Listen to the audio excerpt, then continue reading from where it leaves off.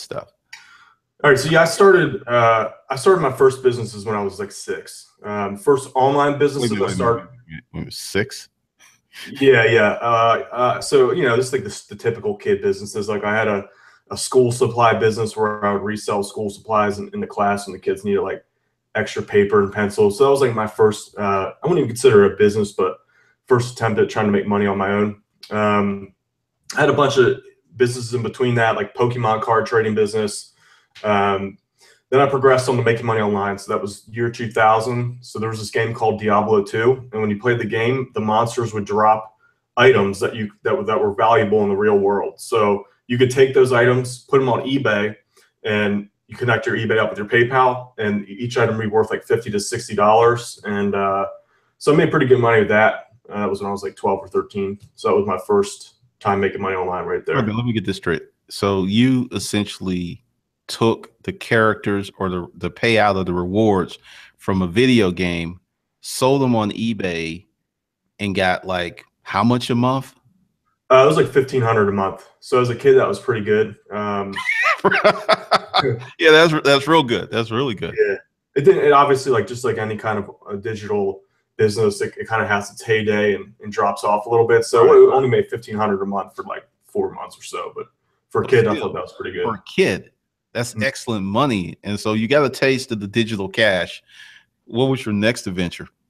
So from there, I was like, I realized that if you just trade your time for money, that was essentially what that was doing. Because if I didn't find the items, I didn't make any money. So I was like, all right, it's time to actually make like a scalable business.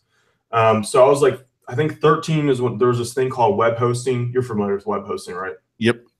So I was like, all right, that seems to be one of these type of things where if I get a customer, they're going to pay me for a year or 2 years. So that means that I can scale it up. All I got to do is get the customer once and keep them. So I was like, I think 14 was when I started really getting the money together to get a server, web server. Got my first customers when I was like 15 or so. And I did pretty well in high school. Bought a Porsche, did all the dumb stuff you're not supposed to do. Okay. So yeah, I did that. Then I realized there was a market for game servers. So that's basically video game people that play certain video games want to spend a monthly fee to have their own private server. So that was like my second business in quotes, like real business from that. So that was like 18 or so. You want to keep going? I got a whole freaking. I have a whole. No. I mean, because essentially, what this whole thing is for people who want to start businesses, because so many people are scared, or they feel that if they have one setback or two setbacks, that they weren't meant to do it, and just going deep and uncovering what you went through, your whole journey, that's important. So yeah, just keep going. So you want me to relate it to like bad experiences and good experiences and failures and all that? All of that, because I give you an example. Let's say we're talking about thumbnails and stuff, like my thumbnail scheme. It took me 2.5 years and many failures to actually get a cohesive theme that I can branch off into other things. Like the thumbnail for this show, it will be incorporating that theme, but it'll be a little different. But I failed so many times. I mean, I'm like literally 30, 40 times. And then when you tell people stuff like that, they're like, what kept you going? And I think for me, I enjoy the game because, I'm past the point of, normal bills. My cars are paid for, my house is almost paid for. So it's not doing it to get money. It's doing it for fun. It's doing it for freedom. It's doing it for accomplishment. So, we need the good and the bad. We need all that, man.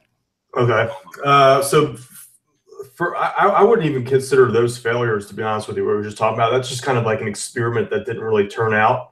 A failure to me is when a business goes under. That's that kind of sucks. I've had those. How does that make you feel when that like that feeling in the gut feeling? You know what I mean? Fortunately for me, they were small and they were calculated. I was in the military because I had 5 businesses that failed. I had one where it was like picture with your pooch. It was just way too early for that.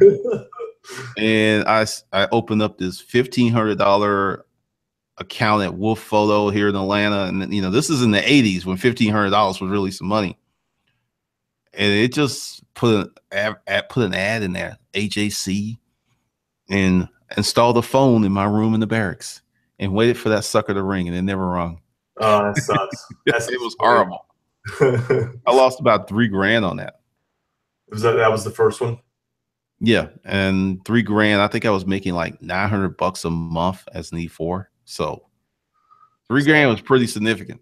That's like 6K today, probably a little bit more, right? Probably more, because this was 87. Okay, so it'd be like, what is it, a 2% inflation? So that'd be compounding. That'd probably be about $6,000, probably. I think somewhere. Okay. I don't know. I'm not a math major. Shoot, what were we talking about? I got distracted. Oh, the failures. Okay, so yeah, failure sucks. What's worse is when you go from super successful to failure. That's the contrast from there is like very painful. That fall from grace. Yeah, my first web hosting company did really well. I was 18. It was making like 30 grand a month. I got overwhelmed. It grew too fast, which is, typically that'd be a good thing. But with web hosting, if it grows too fast, your customer support starts to fall behind, and customers start trashing you online. And with web hosting, customer reviews are so important. One or two bad reviews can set you back pretty big. So the company grew so fast that I just couldn't keep up with it. The stress built up. I was also going to school full time, so that it was too much for me to handle. But all my fault though. Like I didn't structure the company right to handle the growth that it had. So basically it went under. I made a bunch of money in the time, but that was such a big fall. That hurts a lot, going from super successful to just like out of business. It happened over a course of like a year or so. Right. From going the ups to the downs. That sucks. I think that's like that's almost like a heartbreak, extreme loss. That hurts. That really hurts. Now, growing businesses, like what happened to you happens to a lot of people. And it's not something that's talked about because a lot of people don't know that you could scale too fast and literally run out of money or, suffer customer support issues like you did. But one of the things that's really, really important about that is you recovered. And how did you recover? Well, oh man, I wouldn't even say it was a recover. I was just like, that really sucked. For a couple of years there, I was like, I was just trying to figure out what to do for a couple of years. I was still learning about marketing and all that in the background. So then I realized from my hosting business that some of my customers were doing affiliate marketing, because sometimes I would just go through the sites to make sure that there was no bad files on there or anything. Okay. So I noticed a few customers doing affiliate marketing. I was like, okay, let me just, I need to start somewhere again. So let's start with that. So I took some training courses on affiliate marketing. It took me about a month or so to get that to the point where it started making sales regularly. So I started doing Amazon affiliate marketing. So that was easy compared to web hosting. That's a really interesting thing, because if you look at it, you did this business because I kind of feel that this is easy compared to the storage auctions and the physical products business. I feel it's real easy, and that's why it's so much fun. But what was the most easiest part for you? What was, I guess, the freeing part? How did that work out for you? With affiliate marketing, the one thing I really liked about that was I didn't have to do customer support, product fulfillment, since that's handled from the vendor. All you really had to focus on is making sales, and that's, I guess, if you boil down, that's what I'm good at is making money online. Product fulfillment.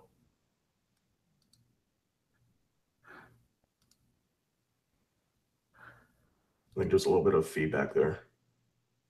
Let me just.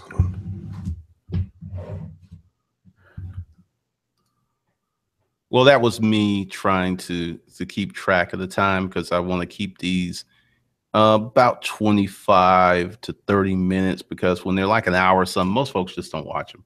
Yeah, they'll watch part of them. By the way, I didn't mean to step on your toes there with the 2% inflation thing. Oh no, I don't really care about that, man. Because the thing is, we all learn from our situations, because I know this sounds crazy. Like, you know, you made reference, like, I forgot I had $70,000. I live on about $8,000 a month. That's what I live on. So I really don't even look at the other money. I don't even pay attention to it.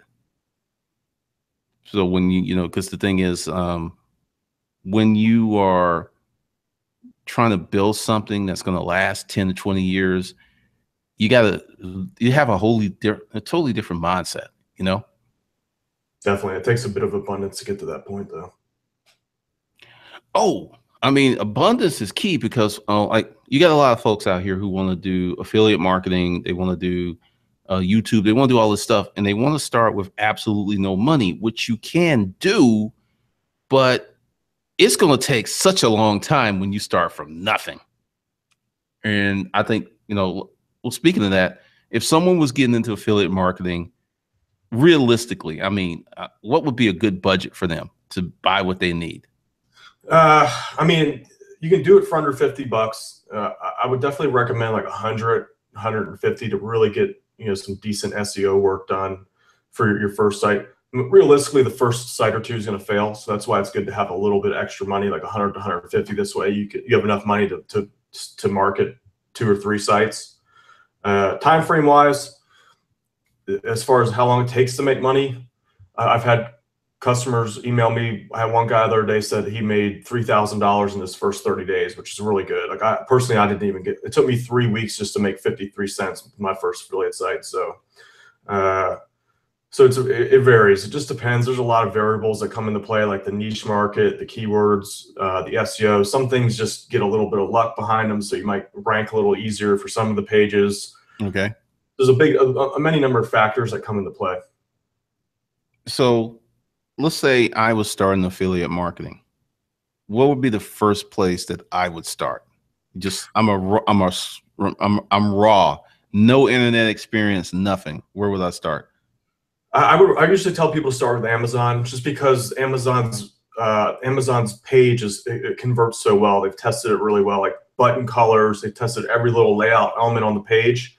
So the great thing about Amazon is you don't really have to be a master salesman to make sales. It's literally just getting people to click your link and landing on Amazon. They buy all kinds of random crap that has nothing to do with the thing that you're pitching, but you still get commissions for it. Right. So even if you don't convert, you still get money. Okay. So how long should someone stay with Amazon, or should someone like do Amazon, then stack something else on top of it? How would that work? There's different routes you can take. I definitely recommend Amazon for the first 3 months or so, just to get your courage up. Not your courage, but like your confidence as far as making money online. Because I notice a lot of beginners get a little bit frustrated or doubtful if they don't make sales within the first like 30 days, they'll give up. So usually what I prefer people to do is, let me backtrack. You can definitely make more money with third-party affiliate programs, but it's a lot harder. It takes more skill. So with Amazon, I prefer to get. Wait. Amazon, and when you say third-party affiliate, what do you mean by that exactly? Like, if you go through Amazon, there's certain brands that have products they sell. If you go to their site, sometimes they have third-party affiliate programs where they pay you more money. Okay. So yeah, like what I do is like I'll use Amazon as kind of like a test bed for things that convert, and then I'll look through the products and see if that individual product has their own affiliate program that I can promote outside of Amazon.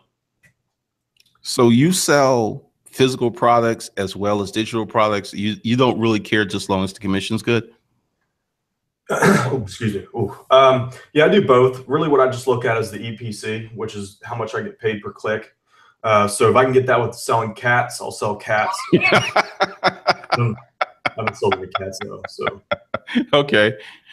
Now, you've been doing this roughly 18 years, give or take. There's been a couple years of down period in there, spread out. Like you can't always be on top of things, but if I had to condense it down to how much time I've spent marketing, like year for year, day after day, probably like 14 years, I'd say, if you compress it all down, exclude the downtime. All right. So in these 14 years, what are like 3 or 5 things that you learned that are critical to affiliate marketing? Okay. I would say yeah, I didn't say one. I like, you could do 10 if you wanted to. okay. I would say the number one thing. This is more on the advanced side, but it's just so important. I recommend beginners learn this as soon as they can. That's split testing. Um, like just the other day, I ran a split test on one of my pages, and I found that a small element that you don't really think about increases sales by 30%. Whoa, So that's huge. yeah, it's huge. So I didn't find this out until now. I look back, if I figured this out 14 years ago, I literally have 30% more money, probably more than I have right now. So split testing is really important. There's a thing called Google Analytics. They have a little tool in there that lets you split test the different pages, layouts, and all that. That's probably the most profitable thing that you can do. Even with affiliate sites, selling your own products, anything. If you're making any money online, you have to master split testing.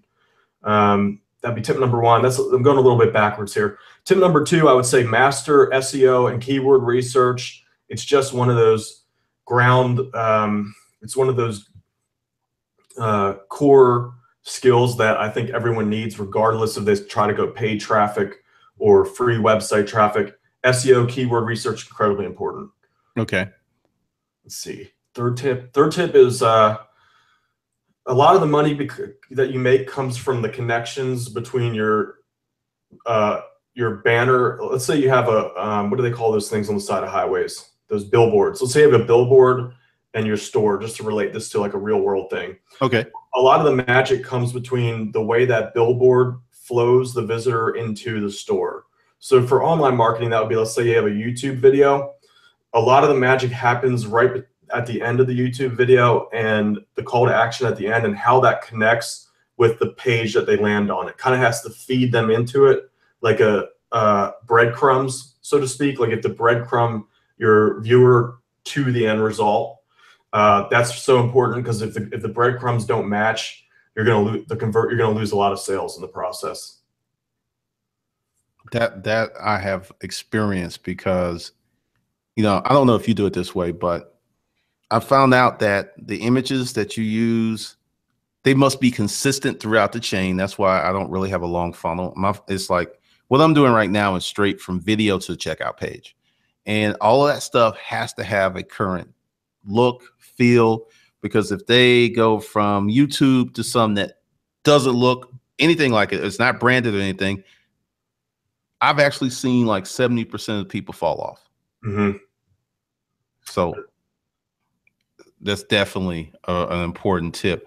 Now I'm gonna push you for two more, because I know you're like racking your brain with it.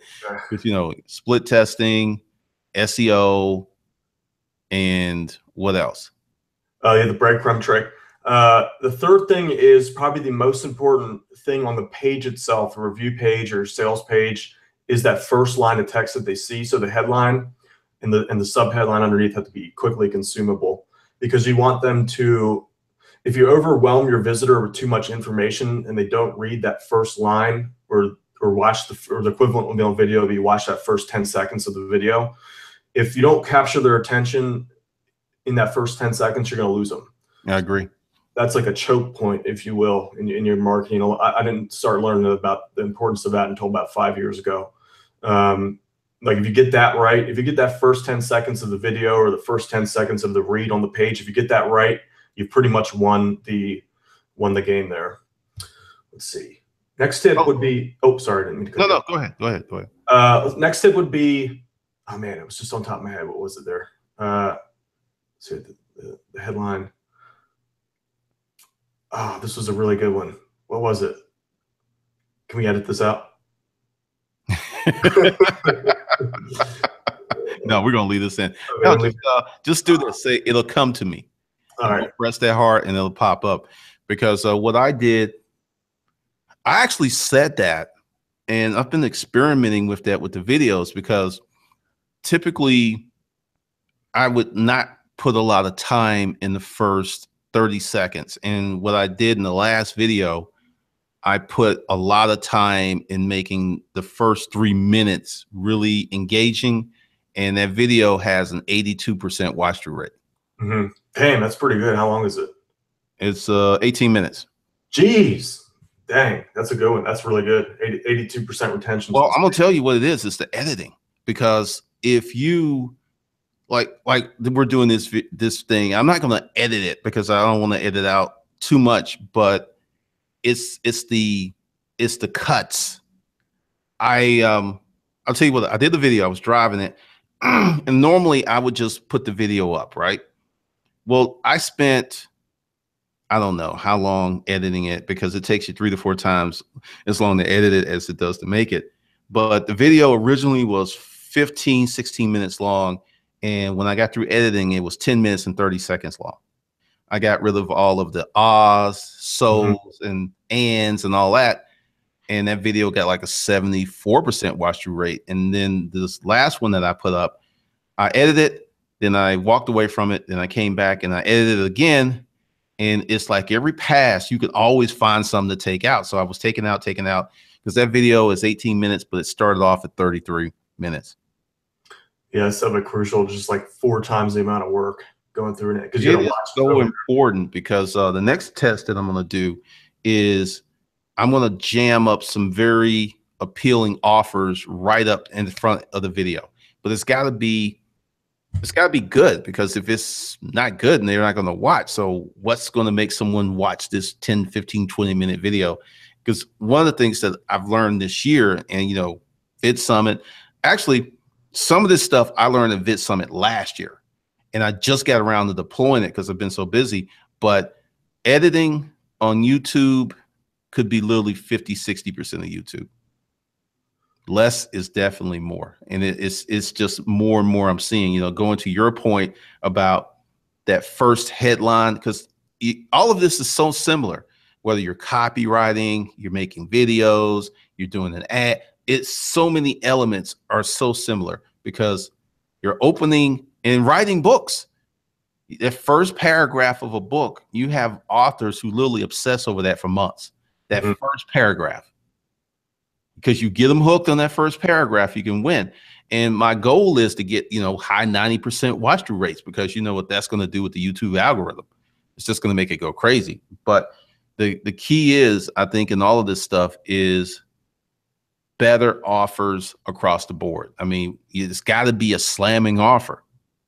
I mean, how many offers do you make per day? Well, how does your system work? Because I think I know how it works, but I'm not really sure. You mean on as far as my YouTube strategy, or the programs that sell? How you stay in business, your YouTube strategy. Like you do a video, you have a link that goes out, and you get their email address. That's what I'm assuming. Yeah, it just depends. Like, I have other YouTube channels which are health related. Those are like purely affiliate offers. So for those, it just depends on the niche. For a topic like, just off the top of my head here, like wart removal, like it's going to be tough to build a list off of that. Because I mean, you could, but I mean, what else? Like, I can't really think off the top of my head what else I could really. Well, no, I mean, there's certain things that it's like a one-off thing, or it's kind of, there's not a lot of content you can build around wart removal. Either the thing works or it doesn't. So I can see that. Yeah. So for niches like that, I just send right to the review page off my YouTube channel. The reason why is, well, first of all, I don't really care about wart removal. I don't think anyone else does either. They're just like, I want the wart fixed, and that's it. And like, once right, there's nothing left. With niches that are passion based or lifestyle based, like make money online, or hobbies like guitar, or survival. People are nuts about that survival niche. I don't know if you know, dude. Channels. Preppers, yeah. That is an insane niche, because the people who are in that niche are very, very passionate about prepping. They're very, very anal about stuff. And a lot of these guys have food stored up for 3 years. They got ammo. They got all kinds of stuff. Oh, yeah. So, yeah, people like that are just, they're just nut jobs as far as when it comes to the passion that they have for the niche. So someone like that, in a topic like that, it makes sense to build a list, because who knows how long they're going to be interested in it for. They could be lifelong passionate people about this topic. So that's when I change up my YouTube strategy, as far as if that fits that criteria, I build a list, I build an audience. All right. So how many offers do you send to your list? And when I say offer, an offer to look at a video, an offer to buy something, do you use your email list like that? Or are you one of those people that you barely email your client, your list? I send 2 emails a day in my autoresponder. Okay.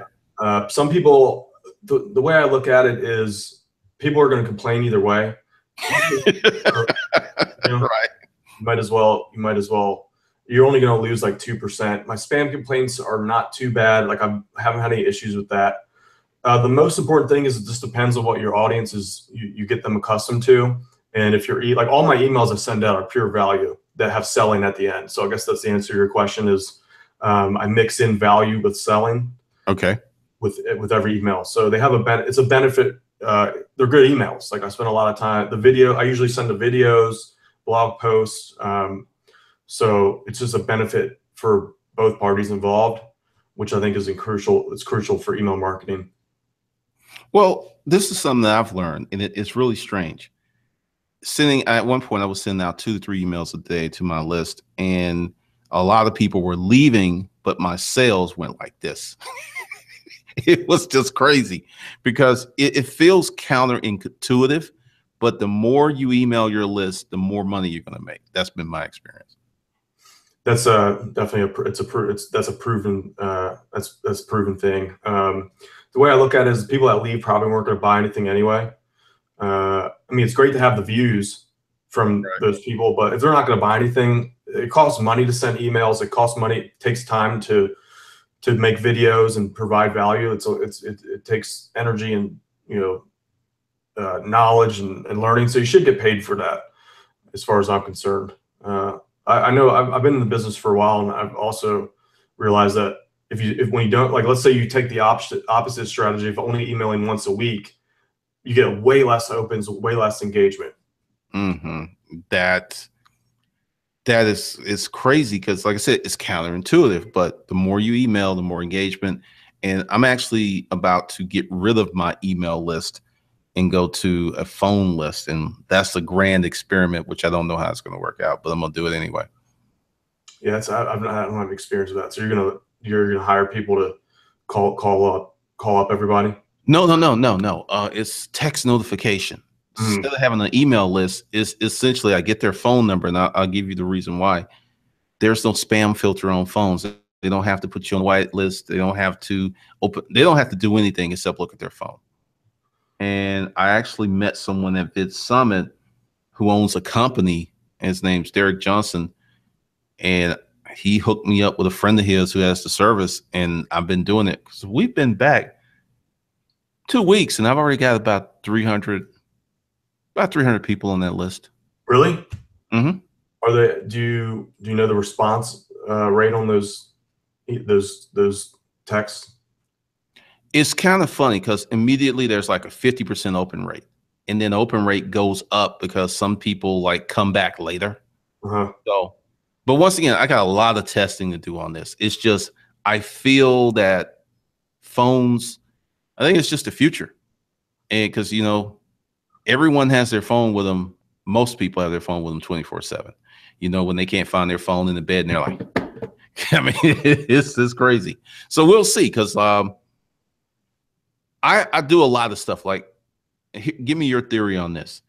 I think the larger and the older your email list is, the least effective it is. Because if you got people who've been on your list 5, 6, 7 years, unless they're just a diehard fan, they're just not paying attention to you. I mean, your experiences could be different, but that's been my experiences. Yeah, that's the truth. I still think there's a benefit to having some of those 5 or 6 year people. They might not be opening your emails anymore, but at least they're seeing your name. They see your name, they see your message. So some people scrub the list. There's some people are big into that. So if they don't get any opens in after 365 days or whatever, they just even some do 180 or less. Right. Just those emails. I don't really mess around with that too much because it's not like emails are that expensive to send out. No, I mean, this is my thing. It's about the effectiveness because let's see the current email list, because I actually deleted the email list and started over this year, and it's like 3,600. and it started off great. But then I think I did something screwy because I downloaded some emails from Gumroad, and I think I downloaded some people I didn't want to download, and it just went straight to 10%, 9%. I'm like, you know what? I'm going to step away from this, because with the phone text notification, you can also get their email too. I'm not asking for the email. I'm just asking for their phone, and I'm going to test it for 90 days to see how it goes. Because once again, my sales funnel is directly from video to the checkout page. And that it has the highest conversion rate for me, because one of the things that happens is people in my situation, they buy the first week or two they find me. So by having a long email conversation, or I'm just losing money. It's really crazy, because I did that. I was a member of this group, and I was doing all these email funnels, and it just was sucking. I mean, I really wasn't making a lot of money. I was like, what is going on? And I just put my number on the channel, and I talked to like 200 people. And when did you find me? When did you buy? And over, I was like, yeah, I bought the first week. I bought the second week. I found you. It's like, damn, really? Which kind of goes to your thing about split testing. You got to know what works versus what you think works, if you know what I mean. So that's what's working for me, because I think my channel is like really different than most channels. And there's a few other things that I do that a lot of folks aren't doing, because, you know, you're at Vid Summit. You know how a lot of YouTubers are AdSense and rah, rah, rah, rah, and they don't know how to sell.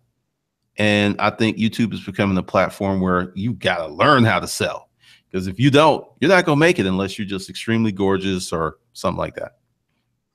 Yeah, I agree. I'm just like, there's this, I don't want to name names, but there was this one person who had a 1.5 million subscriber YouTube channel at Vid Summit. And they were like, oh, all we make is, it was like 6,000 a month off of AdSense. I'm like, oh my God, you're sitting on a freaking gold mine right there. Like that, because they don't have any products or anything they don't have an email list. They don't have any products. Oh, I know who you're talking about. I know who you're talking about. Yeah. I don't want to call them out. Oh, no. There's, and to that point, and there's something else when you start getting around other YouTubers and talking to them. Like my AdSense last month was 2,500, and I got way less views than this person with the 1.5 million subscribers, because a lot of people, their CPM is garbage. It's just strictly garbage. Whereas I got some advertisements going on one video, they're financial services, and the CPM on that is ridiculous. I mean, that one video gets me like $600-700 a month. That one video. That's really good. Yeah, because those are high dollar bids on that. Oh yeah, and you know it's weird, because every time I open up and talk to other YouTubers, I find out that my AdSense is usually what they're making or above what they're making, because you know they got 1.5 million subscribers. I have 70, and it's just, and these long videos too. That's something else. I have very long videos. And that's like why, you know, we were talking that I wanted to keep this shorter, keep it definitely under an hour. And then that we'll see how that works, because, you know, maybe they need to go on for an hour. We don't know, because you are the first guinea pig for these profiles. Just letting you know. That's good. It sounds good. So tell us something very interesting about Dan Brock that no one knows, because I know you got the robe, which he was in the robe all day at Vid Summit, and you got the socks. What is there something about you that no one knows that you're willing to share? I'm not going to put you on the carpet, like, you know, if you like, no, I'm not telling you that stuff. What do you do for fun? I would say, I guess you could probably take this from the robe. Like I really am like an extremely lazy person, and I procrastinate to the last minute. But I've learned to make that kind of my advantage, to get really good at doing. Oh man, too much coffee. Doing really good stuff in a short amount of time. I think that's a skill. It's probably not the best skill to have. Like I'd much rather be able to plan out and do things like, you know, weeks in advance, like some people. But I think a lot of the magic happens when you're pressed up against a wall, and it forces your brain to like take out all the non-essential tasks that you could otherwise get caught up on. So I was able to turn procrastination and being really lazy into kind of like a benefit. So you're just saying you're extremely efficient. That's what Yeah, I you're mean, I'm not lazy. I'm efficient. All right.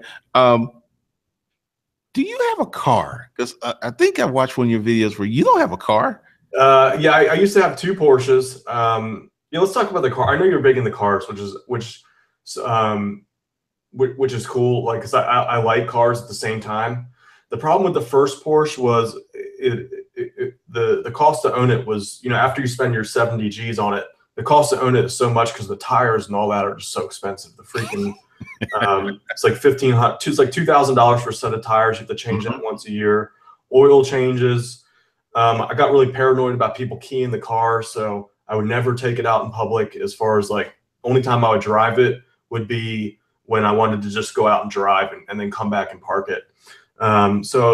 And that mixed with the stress of owning it, like if you have so much money that you don't even care about the car, like let's say you're making $2 million a year and the Porsche costs 70 G's, well, you're probably not going to care too much about the car. But if it's kind of like, you know, 10% of your assets, so to speak, I wouldn't even consider a car an asset, but you're a lot more paranoid about it. So you're always thinking about it. So yeah, that was the first one I bought. I did it again. I made the same mistake. I just bought a cheaper one this time. So yeah, so you learn slowly but surely. But yeah, I don't have a car now. I sold those. I just Uber around. My house is a place where I can walk to all the stuff I need. Because I asked that because there's a lot of people who are doing that, who can afford cars, but they're just like, Uber's just better.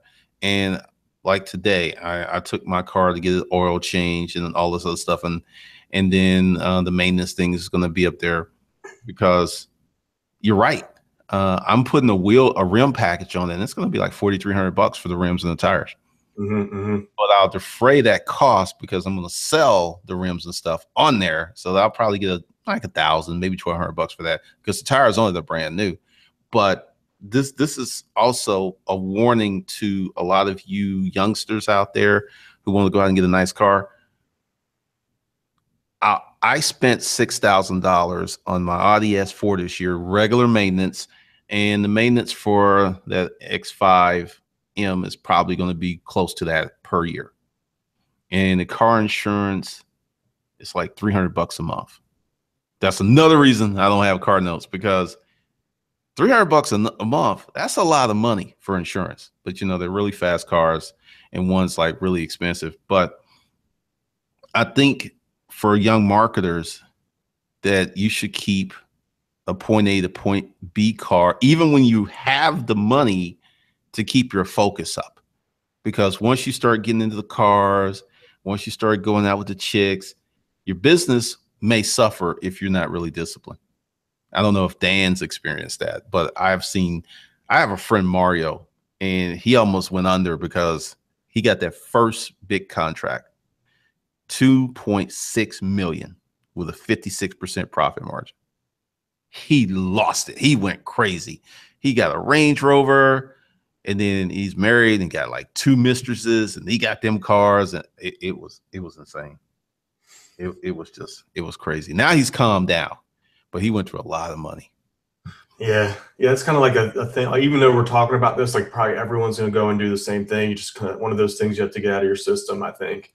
Yeah, it's really easy to get on that spending high, I guess. It turns into like a dopamine high of keep spending money, and you gotta get the one car, then you gotta do the house, and then the big crazy vacations. Like, it's definitely a wave sort of thing. So if you make all this money and you stop yourself from buying that car, you know, what is that called? Restraint, like self-restraint. You'll be able to keep control of your emotions a lot better, in my opinion. Oh yeah, like the car I just got, I actually created a savings account and I just labeled it car, and I just drew money in there, and I didn't really pay attention because another thing for you youngsters out there, you don't have a car note, you should have money designated going somewhere every month in case you do need a car. And I think it's one of the hardest things for a lot of people to deal with, is going back to, you know, your word of discipline, self-restraint, but having a lot of money laying around somewhere and not feeling this need to go spend it or to buy something. Because I'm going to London next month to interview some more Vid Summit people, and the tickets is coming off points. Those tickets are free. I got the plane ticket and probably half of the hotel with points. So that's another thing. Do you do a lot of paid traffic?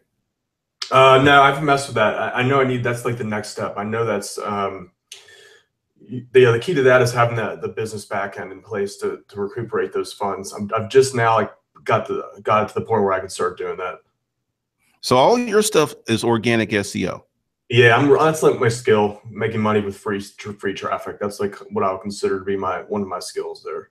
Well, that's a very nice superpower to have, because I mean, where do you think that's going to be in the next 5 years? Oh, my bad. Didn't mean to cut no, go ahead. It's probably the same place it is now. Just, this free traffic's always been around for the last like 20 years, as far as, I mean, I started in 2000. So it's all really the same. It's just that maybe there's some adaptations you have to make, different strategies. There's always gonna be people searching on Google, always people searching on Facebook. So I don't think it's gonna go anywhere, but if you really want to make, millions per month, paid traffic is definitely like where you have to go next. Well, like, what do you think someone can do with like 2 to 3 years experience and nothing but free traffic? Say, they're out of the rookie stage, they've learned all the tricks, they split test, they do this. What do you think they can make? I mean, I just take based off of what because everyone's different. Some people, they get 60, they're happy, and they're not going to do any more than that. I would say there's no reason why you can't make 6 figures a year. You're going to do most of your learning actually building up the foundation for the business. So when you build up your assets, your digital assets, that could be a YouTube channel, could be your blog, it could be your Pinterest account, your Facebook pages. You learn most of the stuff you need just by doing it. So there's no reason why you can't make 6 figures within like the second year. Obviously, like for legal reasons, I can't say like you're going to guarantee to make that. Oh, I know. Testimony, like as far as what I experience, a lot of testimonials I get all the time. That seems to be what you can do if you hunker down and kind of making money online. You're either your passion or your profession. So it has to be somewhere in that level. You have to treat it like I'll tell you, when I got divorced, hopefully you don't ever go through that. My credit was trashed, and I treated credit repair like a second vocation. I would come home from work and I would work on it, and I would search the forums and all this other stuff. And I got my score to like 720, 730 in like 6 months. But how often do you think people have the ability to focus like that without some impending trauma? I was going through a divorce, was coming out of homelessness, and I had a chip on my shoulder. You think people can turn this type of stuff into a focused endeavor without the chip, or do you think people need a chip? That's a tough question. All right, what's your story? Like, you seem like you just like making money. Yeah, hey, that's a multifaceted question right there. Let's unpack that. I think getting that, like, if you have a bunch of kids and you're behind on your bills, it's obviously going to be really hard for you to focus. So, man, I've never really been in that situation, so I can't comment on that. I would just say, no, the broke hustler is the worst hustler, because what you just said, they can't focus. Mm-hmm. They got to make something happen. They don't have time to sit back and actually think about anything. Yes, I think that's kind of, if you had to boil down the issue for most people, would probably be that right there, is they don't have the ability to focus. If I was in that situation, I would trim everything I could out, everything non-essential. Like if you have a car, you need to downgrade to a smaller car just to get it down. Like, do what you have to do to get your mind back. Right. Because focus is definitely important. For me, the chip on your shoulder thing, I know what you mean by that. That's the main reason why I always wanted to be on business, start my own business, because everyone, people have a way of putting you down. That's just what it is. Human nature is to try to, like figure out who's higher on the hierarchy and all that. I didn't like being put down. So that was my main motivation, was to be like, all right, I'll show all you, I'll prove all you wrong. I'm not dumb. I'm not weak as you try to put me. So that was my main motivation. Like, I'm going to prove you guys wrong. I think you whatever motivation you need, you should just harness that and do it. Use it. Well, I know, like, it's funny you say that. I just put up a video talking about haters because about 2012, and this was right when I did my first $1 million year, I got so much hate. It was ridiculous. I mean, I had people creating fake YouTube channels with my face on it, impersonation. If someone does that, you can get them to delete it. And I didn't understand what was happening because I was just like, what is this? This is insane. But what my activity level was like here. And when it was just really humping it. And due to the hate and stuff, I brought my activity down here because I didn't want to be wounded anymore. But what I should have did was I should have doubled my activity because I would have made more money. And I put that video up because a lot of people here, they will come after you like you stole something from them, or you slapped their puppy, or you did their brother or sister wrong, simply because they're jealous. And it's something that I didn't really understand because I used to have this different thought about trolls. Ignore trolls. When your activity level is super high and you're out there, you bring a lot of trolls up because, I don't know if you get into metaphysical, but energy, when there's so much new disruptive energy, it creates a lot of negative energy, which will die down. But when you whip all that stuff up, it could have you questioning yourself, because I almost gave up on YouTube. And it was, I sat down, I was like, okay, you just made all this money and you're going to let these fools run you off? Or wake up, dude.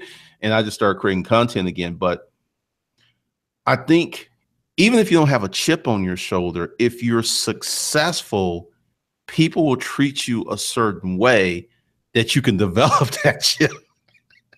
I don't know. I don't know what your experiences are on that in terms of, because, it sounds like you had some people in your life who were saying, Dan can't do this. Dan's not going to be anything. And you prove them wrong. Do you think that ever goes away?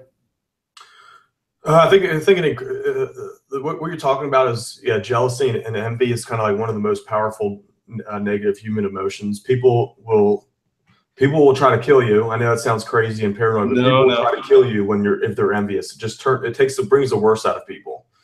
Another issue is when you challenge their personal beliefs and their idea of their standing of themselves in their mind. Their ego will jump in to try to protect that, and they respond by being defensive and try to attack you to preserve their sense of self. That's just what I've read and learned from having the same exact experience. Definitely the best response is to double up. And the other thing is that when you have haters, they're kind of fans, and I've realized that they're really just fans in like a weird, twisted way, because they're still watching your stuff. They're still circulating your message, even though it's negative. They're saying your name. They're creating blogs about you, even though it's negative. It's still attention, and that's equally as valuable. Wait a minute. People have created blogs about you? Oh yeah, like blog posts about how I'm a scammer this. Like this is the general hate fan. They're hater fans. They're still fans though, as in they're still, if they're talking about you, there's a benefit to it, even if it's negative, is what I've learned. Okay. So we're gonna wrap this up. I'm gonna get into you're not married or anything like that, are you? I'm engaged. Oh, well, congratulations. Thank you. Appreciate that. And you're gonna bring her into the deadbeat world, or you're gonna completely keep her offline? She doesn't want to be on camera. Like she wants to, be like private and stuff. She doesn't like being on camera. I actually think that's probably good, because my girl doesn't. She's like, there ain't no way in hell you get me on there. Not with those fools. Yeah. Who knows what what the haters will do? Like they'll just like take the image and do all kinds of crazy stuff with it. You know what I mean? Well, no, I think it's cool because you keep a part of your life. Because I just recently start sharing this much of my life. I mean, I used to do all my videos against a white wall. I didn't want anyone. Well, I still don't want to know where I live. And now I'm just more open because I'm more comfortable with it, I suppose. But it's a real interesting journey. All right. So if you got an offer, I want you to, because you don't have to do this, but if you want to put some together after I publish this and stuff. Because essentially, I'm going to do an opening and I'm going to do a closing. And if you want me to put an offer or something out there, just go ahead and you can do that if you wanted to. You mean like do you want to just do like a call to action to my channel or something like that? No, I mean, if you want to sell some stuff, you know, if you want to sell stuff, so it's cool. Because one of the things I'm doing, I'm not just doing like this to just get people on. I mean, you know, there should be a financial benefit. So if you wanted to put out a special offer or something for the people who watch this video, I'm like, just let me know, and then I'll put that under the links and stuff. Do you want to? I can make it an affiliate link for you, so you get paid on it.